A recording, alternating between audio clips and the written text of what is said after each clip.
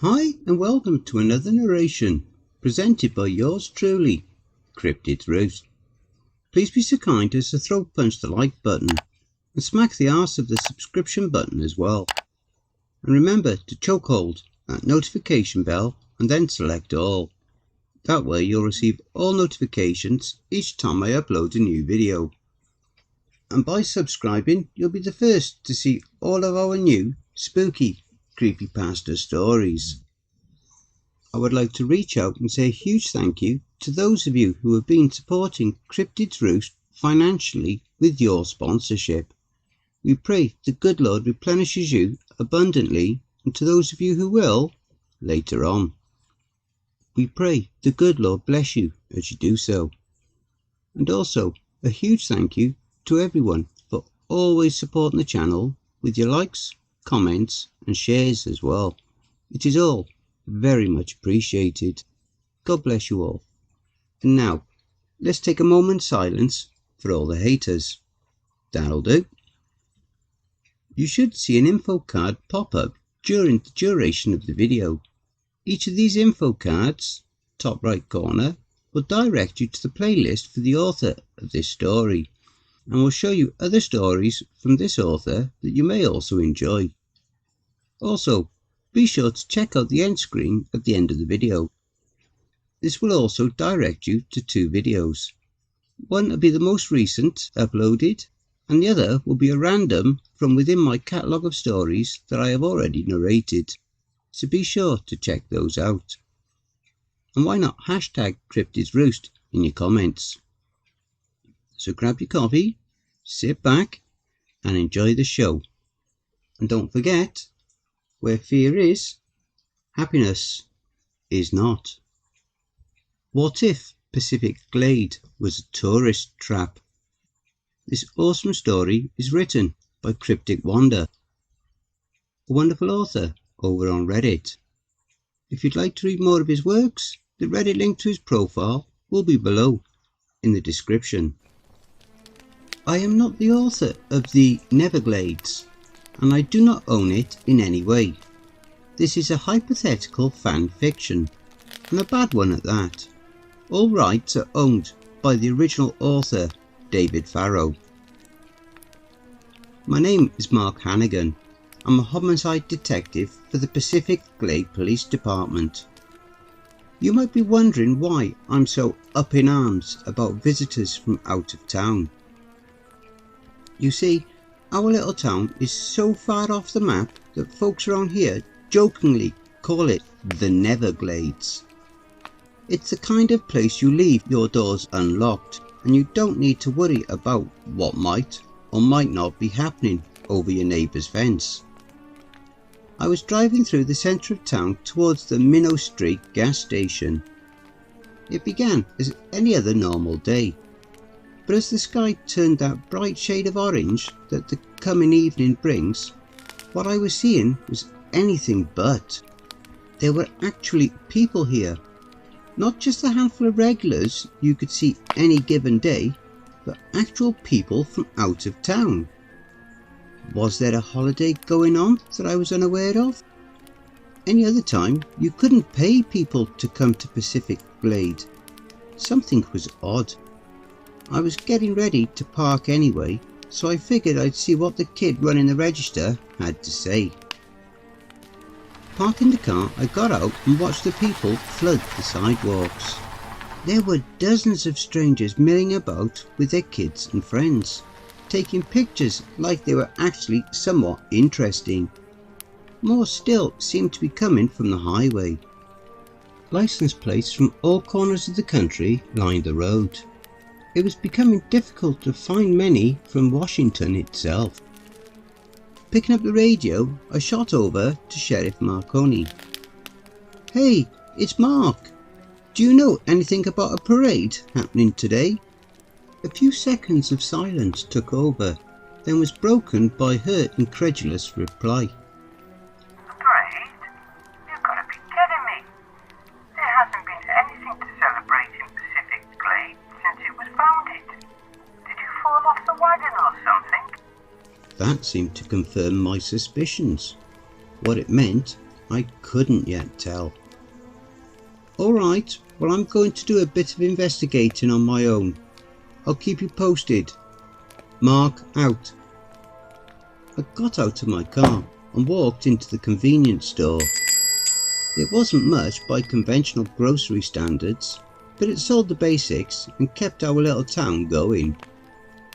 Today, however, the shelves were just about bare. The sudden surge of people left its mark, and it was pretty ugly. There was one thing, however, that was plenty stocked. Along one of the walls were dozens of t-shirts, hats, mugs, cozies, and anything else you could think of that all advertised the Neverglades. As I said, this was an inside joke a few people around here made. There was absolutely no reason to come here unless you were lost or just passing through. Hell, I wasn't even sure if it could be found on a GPS, let alone a paper map. That was one of the charms. And sure, we have our fair share of strange happenings, but this was by far the weirdest. I approached the kid behind the counter, and an odd-looking man passed by me. He was tall, easily 7 feet tall, and although he wore a long grey trench coat, I could tell he was thin as a stick. The colour of the coat matched his skin, and his purplish eyes were marvellous and terrifying. The cigar that sat in the corner of his mouth threw purple smoke all around me, although it didn't have a scent. It was like it wasn't even there, and he lightly brushed by me. My organs themselves felt as though they wanted to crawl away. Without saying a word, he went out of the door. The kid up front had a happy expression on his face, like it was the proudest day of his life. It was almost as off-putting as the man. "Hey, what's going on with all this?" I asked. The smile never left his lips. "What do you mean? This is the Neverglades. It's the paranormal hotspot of the world, my friend." "You've got to be kidding me. We struggled to get contractors here just to do repairs, and you're telling me it's suddenly the strange equivalent of Disneyland? If you look hard enough, you can find little green men, ghosts, or even a zombie or two if you look hard enough. Yes sir, Pacific Glades is the place to go for a little something out of the ordinary." Suddenly, the more I thought about it, the more I began to remember.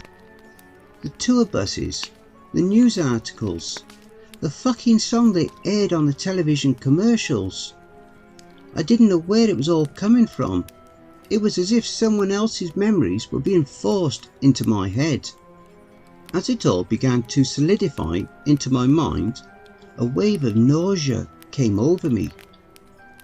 I ran outside as fast as I could and lost my lunch. "What's the hell going on?" I groaned.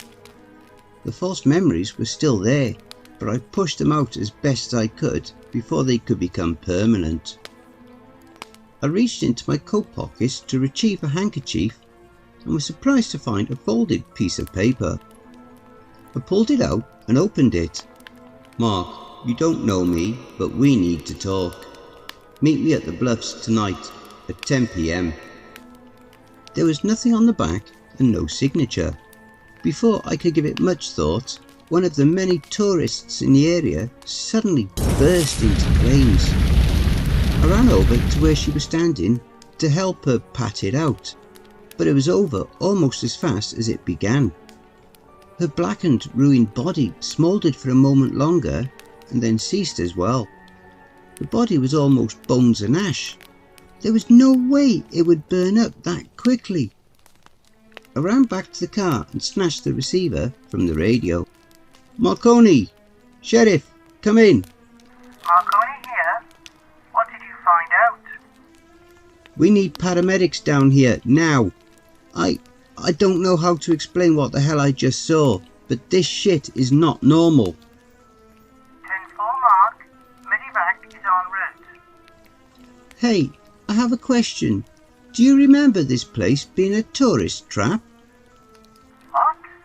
Of course. Neverglades has always had people coming through, trying to get a snapshot of Bigfoot or whatever. No reason. Mark out.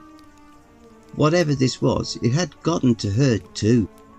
The authority of the town was potentially no longer a hell. The ambulance came a few moments later and didn't know what to make of it either. Apparently mysterious deaths had been happening all over town. One person was crushed, another had stage 4 cancer out of nowhere. One girl even appeared to have drowned to death and wasn't even close to a body of water, yet they still managed to pump almost 2 gallons of water from her lungs. Everything today was weird with a capital W. Wait, that man that brushed past me, it had to be him doing this. He was on the scene just moments before that woman spontaneously combusted, and he was close enough to pocket that note. It was against my better judgment, but without any other leads, it seemed I would have to meet up with this suspect. Night came on pretty quickly, and people continued to die in fast, unexplained ways. That didn't seem to stop the flood of people from coming through. Out here in the middle of nowhere, there shouldn't have been a single car on the road, but they still trickled by in a steady stream. It was 9:59 and I was about to give up when my passenger door opened. I jumped as the larger-than-life man sat down next to me and slammed the door shut. I reached for my pistol, but he raised a hand to stop me. "You don't need to worry about that," he said in a gravelly voice. "Just who the hell are you? And what do you know about all this?" Green smoke rose in spirals as he chewed on his cigar. He seemed to consider the question for a moment before finally coming to a decision. "You don't know me, and honestly, I don't really know you. When I walked by you today, I felt something. I don't know how to describe it other than I should know you. All the people in this town, all the deaths, they're connected in the way a plant is connected to a desert. They shouldn't be here either. It's all wrong somehow." So what? You're some kind of agent sent by a higher branch or something? "You could say that. That's not quite right either, but I am here to help. I think I might know what the cause is." Aliens? Look, I'm sure you mean well, but this is an official... He cut me off. "You see that house over there? It belongs to a man named Elroy Pickett." I think I've heard of him. You think he's been creating all the touristy crap to sell?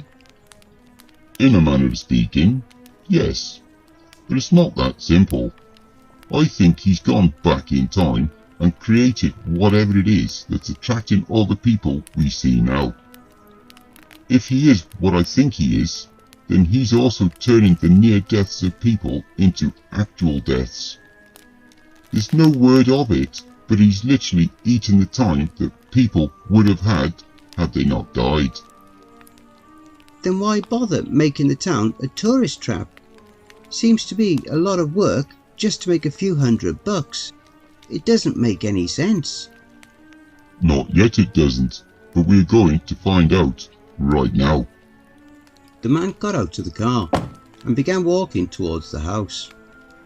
I got out and followed him, knowing this could quickly turn into something of an incident. The guy was odd, sure, but clearly there was more than a few screws loose. If anyone got hurt, it would be my ass. "Whatever you do, Mark, do not let him touch you." The words echoed into my head and chilled me to the bone. I couldn't say why, but for whatever reason, I took his advice seriously. We got up to the door and he knocked with a large fist. The smoke from his cigar turned an acrid orange colour, and I couldn't get my mind off the strangeness of it. It was as though it was a part of his body, like a finger or a nose. I mulled this over a bit as we waited, and when there was no answer, the man pushed on the locked door. Despite the crack of the frame snapping, he opened it as easily as if it were a screen. "Wait! You just can't enter somebody's house like that. You know I'm a cop, right? I know what you are, Mark, but trust me, you have a lot more to worry about than procedure right now. And with that, he seemed to float down the hall, much quicker than should have been possible. I followed him inside and drew my weapon. It was silent, and I didn't think Elroy would be a threat. If anything, I was more worried about the strange lunatic ahead of me. Either way, this was the closest I would get to finding answers, so I continued to play my part and see where it led. I heard a commotion in the back and ran to a door heading outside. Raising my weapon, I trained it on the two men laying in the grass. The tall one was on top of Elroy, who struggled, making an unusual screech like that of a wounded animal. "Get off him and get on the ground!" I yelled to the man with the cigar. I was about to take a warning shot when Elroy's arms began to snap, followed by his legs. That ungodly noise coming from his mouth intensified as his body snapped apart in a desperate attempt to get away from whatever was on top of him. It's hard to explain, but for a moment I no longer saw a man, but some sort of impossible abomination that I can't properly describe. My breath turned heavy, and a sense of insignificance consumed my chest. Somewhere in the background was the sound of something wet. I shook my head, and in front of me was the large figure in the trench coat. Mark, I'm sorry you had to see that. I slowly backed up from the man and raised my pistol with shaking hands. "What are you?" I asked. I'm something that exists outside of this world. Something that I'm not sure you could comprehend. I had hoped I could study your kind for a little while. I find humans to be somewhat interesting, and as I said, I should have known you in the correct timeline. Unfortunately, that doesn't seem possible anymore. What are you talking about? That creature I just killed, I saw inside its mind before it died.